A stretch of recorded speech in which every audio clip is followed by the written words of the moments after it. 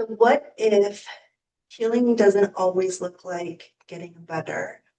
What if healing could sometimes be creating something in the midst of where you're at?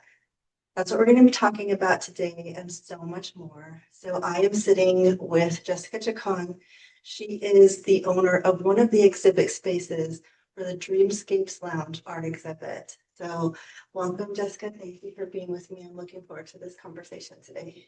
Thank you so much for having me. It's an honor to have you in this space and also to have your art in this space too. Thank you. I'm excited about it. So we're going to get into like how Dreamscape started and all that. But before we get into that, can you just share your story with us about how being involved in this art exhibit project has impacted your life or changed you in any way? It's a beautiful question. Yeah, just as I sit in the space and look at all of the art and take it in, I can just feel like it's working on me. All of the various textures and colors and symbols and stories that all of the images tell, I think works on me in a really beautiful way. And I was supporting the team to really collect all of the art. And I think one of the really beautiful parts that happened before the art even got up on these walls was just making the human connections, like meeting artists and being able to cast a wider net of relationship across Colorado and New Mexico. And now I feel like I have friends in so many different places that tell stories through art. And so that's been a really impactful piece of this whole project. And I think also just learning about people's stories and all of the things that they've been through in their lives, that they've channeled what they want to share, they've channeled what they've processed or are processing in their life through their art, or ways that they're advocating for the earth and advocating for humanity through their art as well has been really powerful. And for me, I think that art really helps me to feel and sense into something that's beyond my words. And as a therapist, I think that there's a lot of nonverbal information that we process through art. And so, yeah, I think it's been just really beautiful to see the different layers of how this continues to impact my life as it sits here in my studio. That's beautiful. Thank you. So you kind of touched on it, but can you just share a little bit more about like your perspective on what you think the role of art is in a person's healing journey? Yeah, when I think about art and just hear the vibration of the word art, I think about the word heart. It's like heart. It feels like art is something that brings us into our heart's bodies, but also is an avenue in which we can express our hearts and our spirits and our relationships with the more than human world and also the human world and something greater than us. And I think that art has been removed from our culture in many ways. If we think about, like schools and the way that art is held in those containers for our children, it's like an extracurricular activity, right? Which, in my opinion, art is really everything. Like, I think math can be artistic. I think science is art. I think that English is art. If we learn how to be in relationship with life in an artful way, I think we might be a little bit happier humans, but it's one of the things that kind of gets taken out of our lives too quickly by the systems we live in. Absolutely. Like that's not that disconnect that we have that develops over time as we get older, as we continue through the school system. through the health system for many of us, that disconnect, I think, grows wider and wider. Because children, like when they create something, they're not judging themselves. They're not asking if it should be created or if it's worthy of being created or if they're worthy of being creators. They just do it and embody it so fully and wholeheartedly. And that's the piece I think a lot of us are missing because, I mean, children are joyful, they laugh, they smile, and we get that disconnect from all of those things as we get older. And And as you're talking about that, I also think like when children are doing art, they really drop in and they're so present and they kind of let themselves get a little wild in how they do their art. And I think that we're in a place in our life where everything has been so left brain and so linear and so rigid that I think we need these avenues to let ourselves like soften and be a little bit more wild. And I think that art is one of those practices that allows us to stay connected to the primal parts of our being that are important in feeling whole. Absolutely. Yeah. So when you mention that disconnect of people with art, one of the things that I absolutely love about this exhibit is that it's removing art from the typical spaces that people encounter art with. So these aren't in museums and these aren't in like typical art galleries. This exhibit has moved art into places where people go to work, to play, and to heal. So it's making the art more accessible to the community. And I absolutely love that about this exhibit. So I think that's like a good segue for you to kind of tell us and start sharing with us. How did this exhibit come to be? Was there like an initial moment where you knew that this exhibit needed to exist? Yeah, I want to touch on one more piece that you were talking about. You mentioned like this art has come through other places that have not been like museums or art galleries, right? And I think about this space in particular, which is my integrative wellness center, and people come here for massage and psychotherapy and yoga and healing circles and different practices like that. And I think about the way in which I've interacted with the art in here with my clients. It's a really good place to allow people to land. They come through the door and I say, just take a couple minutes to walk around and look at all the colors, look at all the shapes, take in the textures, find something that is, beautiful. I give these somatic cues that allow them to feel into their own bodies before they even come into the therapy session, because art helps us to really feel things that maybe we are not aware of when we're just kind of walking around doing our thing during the day. So I think that's been a really fun piece about having the art in here. So what I'll share about that is prior to this art exhibit, I would joke around that I had these tall walls and tall ceilings and like, I'm just going to turn this into an art gallery. And I've kind of had this love for interior design growing up, and still do that. Doing the interior design of the space was really one of my favorite parts. And so then I had a friend named Perla.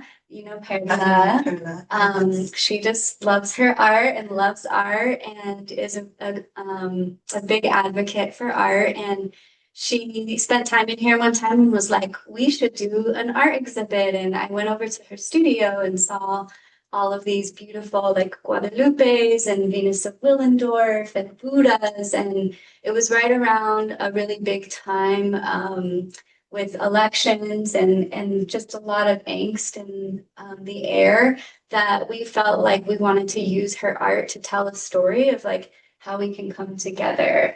And so she did her very first art show in this space.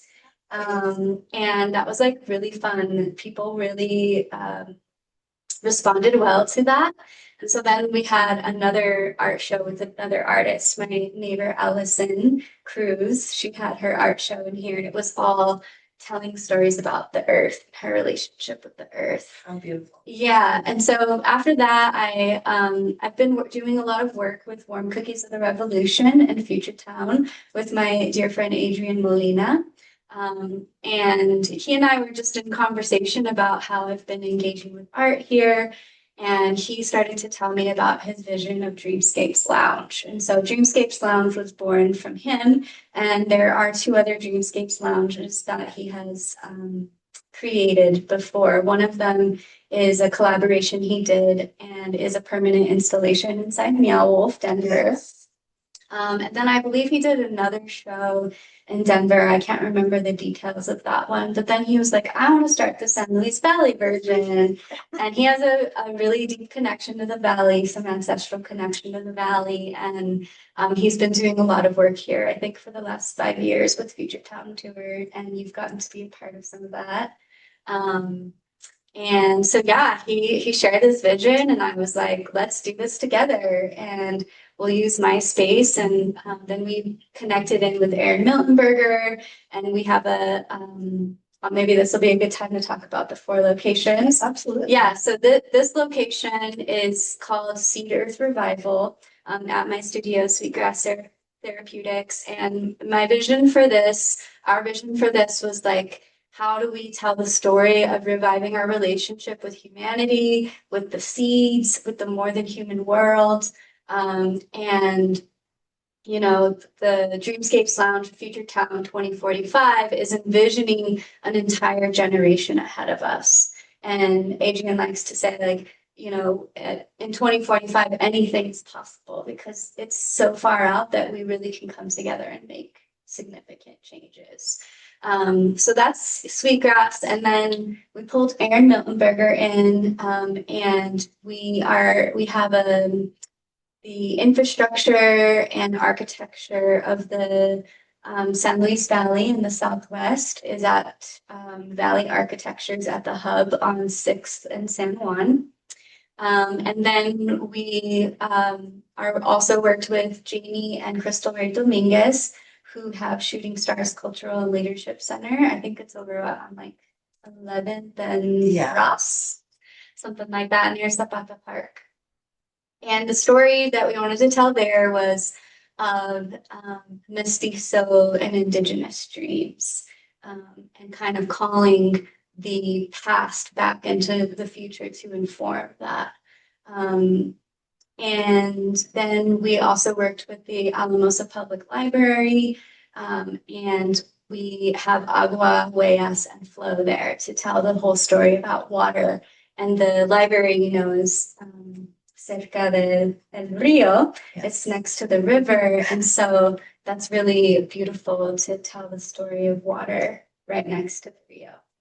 I love how every location has a different theme and all of the art, because this art was created before people even knew what the themes were. Yeah. And so how all of the art just came together and worked really well with each of those themes to help tell the story in each of those buildings. Mm-hmm.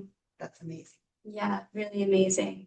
Yeah, so coming back to the first question, you talked about how this like impacted me, and you know, we have almost 150 plus pieces of art throughout the 4 exhibits, and I think we had like 90 different artists from all over Colorado and New Mexico.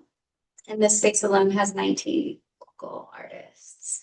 And so just collecting all of the art was wild. Like we were all over the place. I remember Adrian and a couple of the other curators drove all the way down to like Ojo Caliente, and they got to like soak, and they got to bring back this beautiful piece of art and just make all of these connections. And so it was just really fun to kind of be an art dealer for a moment in time, and then to like come together and kind of collage a story around all 4 of the different places was really, really cool.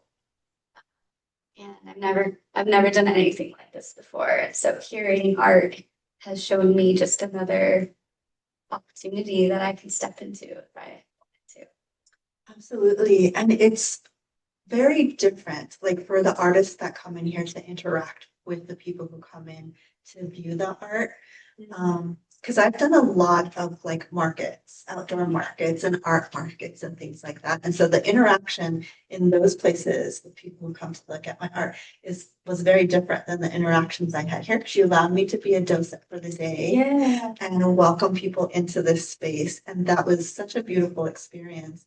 Yeah, so I got about that. We didn't really get to talk about it. Yeah, so I got to tell the story around my two pieces that are in the other room over here. And people asked a lot of questions around it. So it's really fun to just talk about the process of creating it and where that came from. And the little details, like people would ask a lot of questions like, why is that in the art? Or why did you do that? Or why did you make that choice? And it's fun to hear their interpretation of the art and how it impacts them. But then it's fun for them to hear my process as well. And a lot of things I heard is like, oh, I love it even more now that I know the story about it. So that was a lot of fun. I love that. Yeah. Yeah, I like what you were saying about people's own interpretation of the art. And I think that there's what happens in our little microcosms, and then there's what happens in the macrocosm. And there are a lot of very similar things we experience in the macrocosm of life. And so it's really beautiful that one person's story can also help another person to tell their story too. And so to come back to this project and just talk a little bit about Warm Cookies of the Revolution. So they're kind of the umbrella of the Future Town that's putting on this, and they're a civic health club based out of Denver, and they're really focused on all of the other days of the year outside of voting and helping us to recognize that we vote every day with our engagement, with our dollar, with where we spend our time and energy, which I really believe in. And they do a lot of events around bringing arts and culture and music and food back into communities so we can kind of have neutral spaces, like those third spaces where people who may not come together might find themselves together. And then once we have those relationships, we can have tough conversations. We can show up for each other in the difficult things that we have to navigate in our lives. And so Future Town Tour, I've really been honored to be able to work with for the last 3 years. And Future Town Tour is all about getting rural places in Colorado, and he does some work in Wyoming, to envision themselves in the future, because a lot of rural places stay stuck in the past and see themselves in the past. And the future's coming muy rápido right now. 26 feels like a time warp. It's like it jumped from 2020 to 2026, and it's just like, where did the last 6 years go? I agree. Yeah. So the future's coming really fast, and I think we need to be in dialogue about how we want to impact life, and rather than life impacting us. And so art is another beautiful way that we can do some advocacy work, and I feel like this exhibition is a little bit of advocacy work in that way. Yes. Go ahead. No, absolutely. Yeah. It's just each piece tells a different story about, especially I think in this space, because of the theme for this building, is to like reconnect with nature. And so the pieces that I have in this building are part of my collection, Returning to Ourselves. And all of the pieces that I created for that collection are really about when we are allowed to, and when we allow ourselves to return to nature, return to cultural ways of knowing and being and existing, and returning to ourselves. And for me, and I think for many of us, that brings us to a place of healing. And then once we are in that space of healing, even if our healing isn't complete, that I think draws other people to us who are also on a healing journey. And then we can heal together. And there's always power in numbers. And I fully believe that when one woman heals, that one woman can heal a whole community. Mm-hmm. And I've seen it happen, and we're seeing it happen with this exhibit and with the artists that are here. And so it's just been an amazing journey being part of what you all are doing in these spaces. Yeah, thank you. I feel like you said that or wrote that in a poem once, and that really stood out to me, that when one woman heals, like we heal many others. And I really believe that, right? Like there's many indigenous beliefs that we heal 7 generations behind us and in front of us when we do the work. And also, I think that the old ways, we didn't heal by ourselves independently. That became a very Western thought system. And I think that it's had a very negative impact on people. Like the crisis of loneliness is really high right now. As a therapist, I see that every day. And even though we're so connected through the internet, I think we're so disconnected inside and as a collective. And so these events have been really beautiful to bring people together. For our opening event, I mean, we had well over 100 people come to that danza, to like the closing event. And it was so beautiful to be in circle watching the Azteca dancers dancing, and to like be at a seasonal transition at the summer solstice as community. And I was like, yes, like this is why I do this work. Like this is how we remember who we are and where we came from. And so yeah, we're really trying to activate the art through communal experiences. And I think that's also what makes it so different than a typical like a gallery experience for someone, because it's so much more, and it's so much like a wholeness. You're addressing a person's entire being and not just like one piece. Which is typically when we are in medical systems and school systems, it's always just like in pieces of us. And it's nice to be able to address us as a whole person. Absolutely. The conversations that I've had with people, because as an artist and as a poet, people come to me and feel like they can just say what they need to say. So I think especially when I've been doing the different events, and I do poetry on the spot. So I'll create a custom poem for someone, and I just have a conversation with them, and they completely open up. And they're like, this is what I've been feeling, or this is what I've been experiencing, this is what I've been going through. Can you write a poem around that? And it's beautiful to hear their stories, sad as well, but amazing to create an artifact that they can keep, that they can take with them, and have that artifact resonate with this moment of time in their life. And the tricky thing about when I do that is because they don't just want a poem about what they're telling me. Behind that and underneath that and deeper than that, there is a need.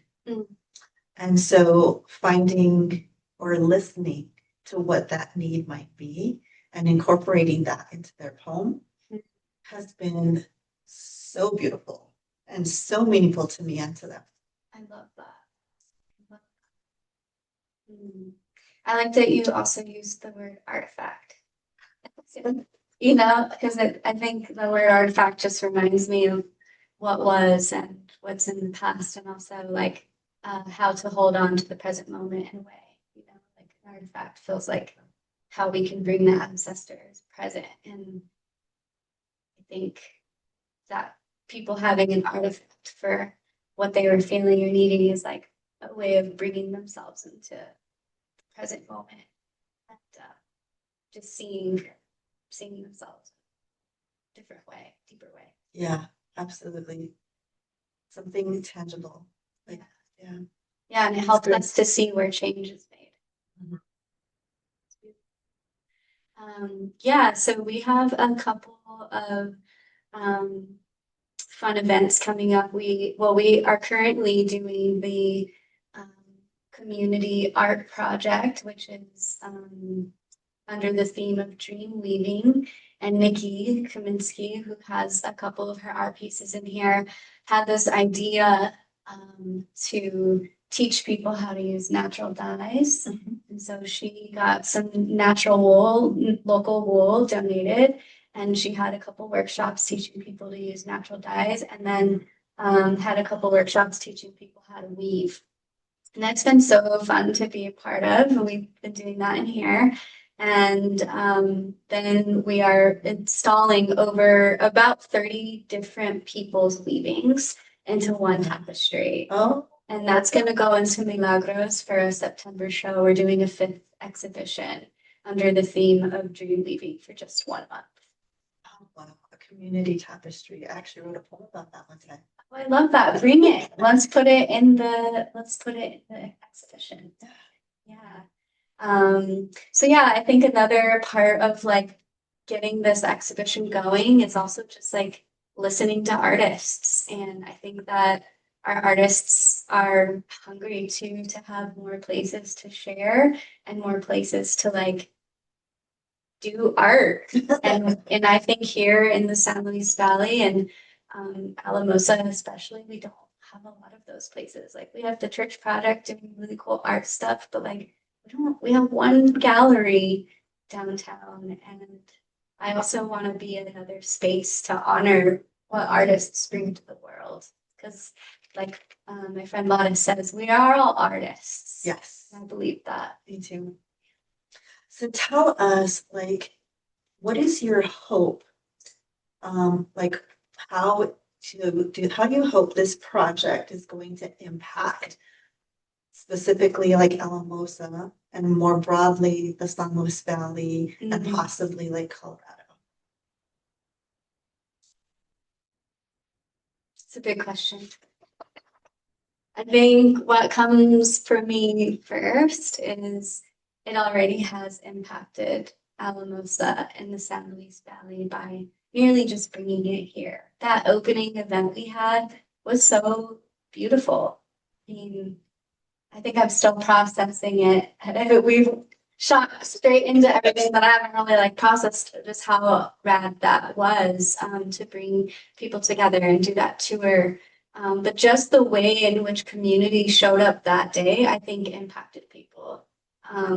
There was an artist who came from Crested Butte, and he shared like, wow, like you guys have a really strong community here. I'm very impressed by how much people showed up for the arts here. And he was like, that ending event you all had with the food and the Azteca dancers, and you know, the talks with artists was that's how we build community and culture, you know, bring culture to the forefront.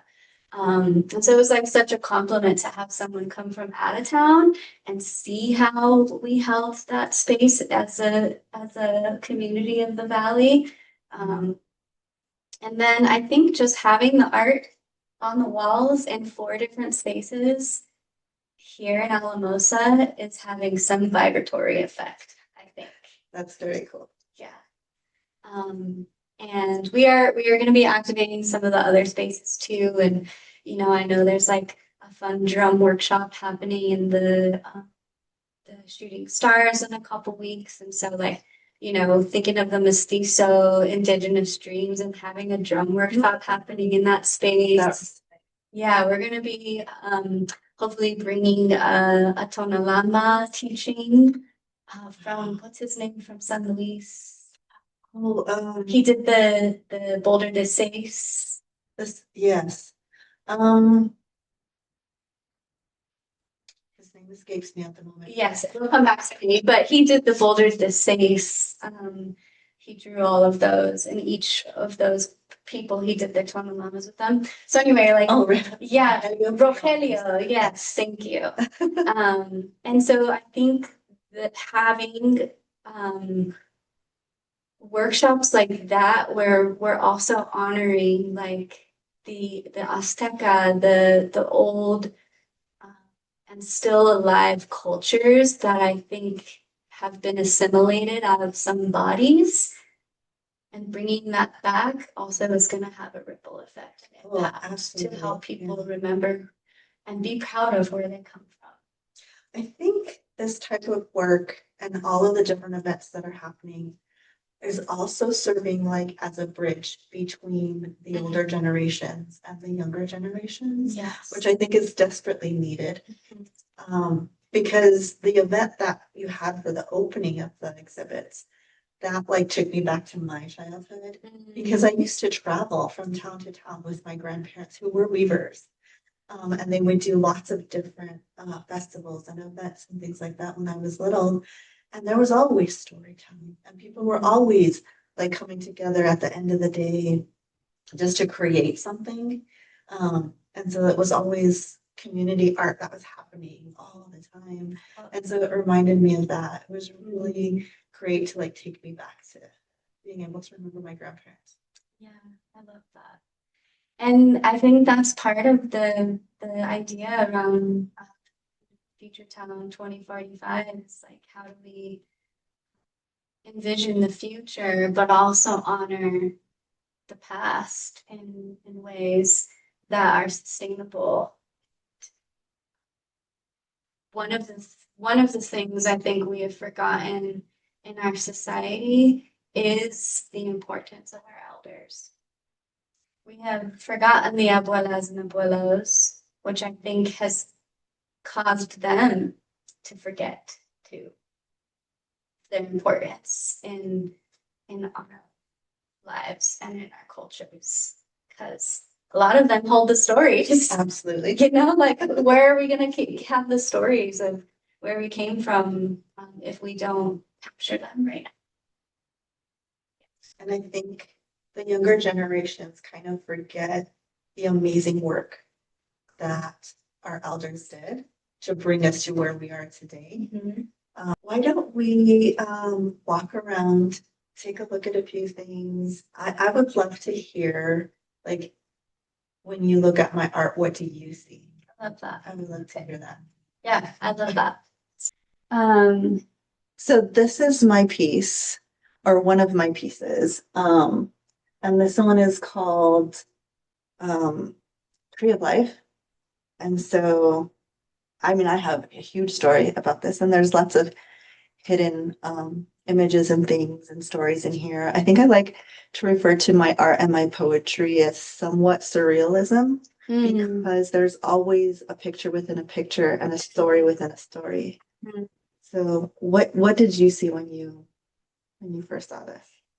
Well, I saw like the mother. I'm really connected to the mother as like the big mother, this like universal mother that I think comes through and breathes through all of life and all of us.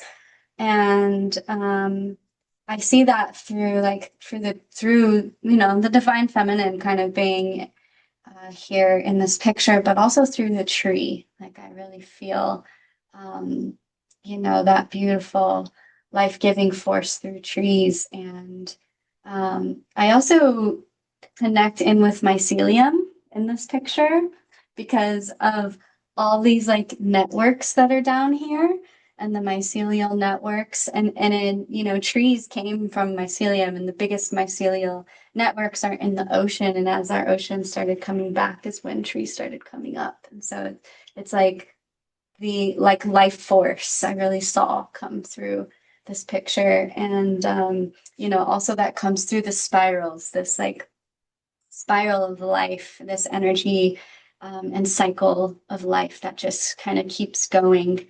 And so yeah, I really just like see the story of life through the picture. And Something about the way that she's like holding the tree also, I think tells the story of like, well, I think about the poem you have of the Circle of Women. And I feel into the story of like all the ways in which women have like held so much up. You know, we hold our children up, we feed our children, we like the mother, the woman feeds life and holds so much of life. And in our hyper patriarchal society, I think that's also been forgotten. So I think this story tells a lot about, yeah, life, the cycles, women. That's beautiful. I'm so glad Yeah. you saw all of that. Yeah, I don't know, I could be way off, but No, actually, you're pretty close. It's also like representing a piece of my story and many women's stories who experience chronic illness and deal with them. And so, oh, like the vines.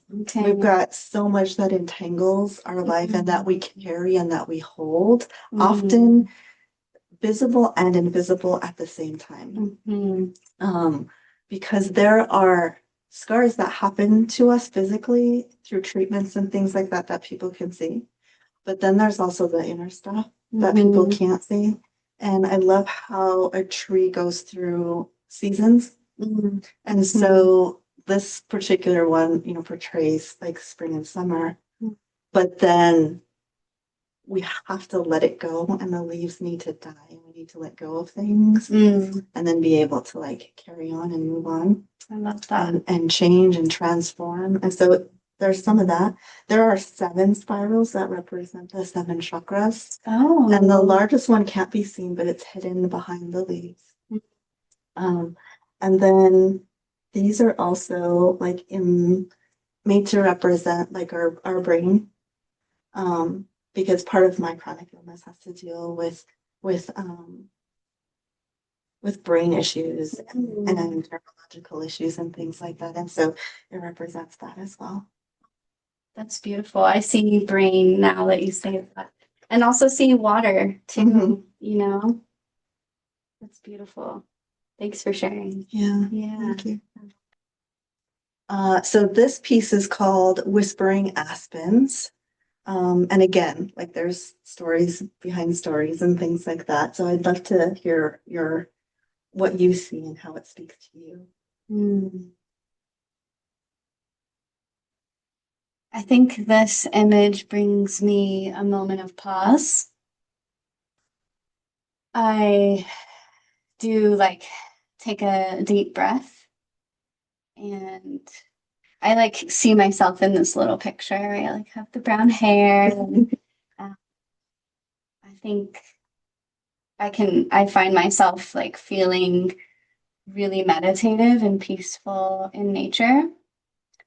So when I see this image, I think about all of the moments that I've spent with aspens, and I actually think about the Middle Frisco Trail in particular, because there's when you get onto the Middle Frisco Trail, there are all these beautiful aspen groves, and I have a fond memory of hiking there with my daughter when the leaves were changing, and we did like a fun little photo shoot, and so the swing brings this like childlike memory of childhood into my being. And I also think about or feel into like the deeply connected root systems of aspens. Like if there's one aspen, there are many aspen because they share a root system, again, like mycelium. And they share resources. And I think that's how humans need to be more like trees. We need to be more like trees and mycelium. Yeah, absolutely. So Yeah, well, when I was creating this, for my healing journey, a lot of my healing happened in nature. Because I was in the city, from city to city, from city. And there was a moment where I was in a big city next to the ocean, and I just knew, like with every cell of my being, that it was time to go home. And like this this is home, like the mountains and the aspens and the fresh air. And so that was part of that calling and wanting to capture that.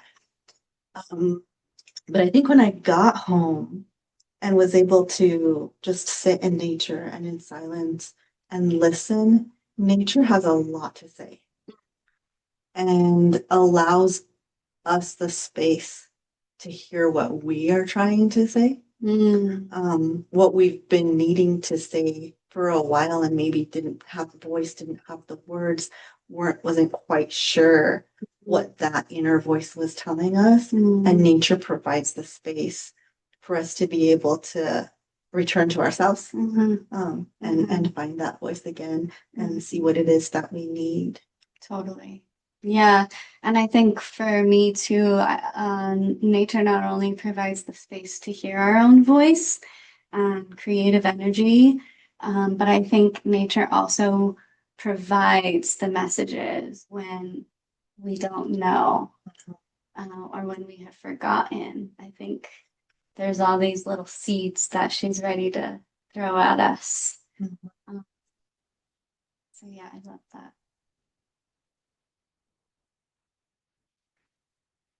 What I'd like to share is like an invitation to come check it out. You know, there's so much to see and hear. And I personally have spent a lot of time with all of these pieces, and I know every single person. And I would be very happy to like lead a tour to all 4 locations. We can set up those private tours, and we can talk about all of the different art. And I would be really happy to share where the people are from, and yeah, just have an interaction. We will be having a launch on first Fridays of September, which I believe is September 4th. At Milagros. We're going to have a little street party outside. And we will be doing our dream weaving exhibit at Milagros. And then Sweet Grass will be open and people can come engage with the art. And then we will also have the hub open as well here downtown. And then it's close enough to the library. People can go check out the library and Shooting Stars too. Nice. That sounds wonderful. Thank you so much for bringing this space and into being in our community. I think rural communities need more spaces like this for sure. I agree. And it won't be the last. So thank you so much for having me and talking more about it. It like makes me more excited. And make sure you stay tuned because we're going to have more interviews with the other building owners talking about the other spaces. Yay! That's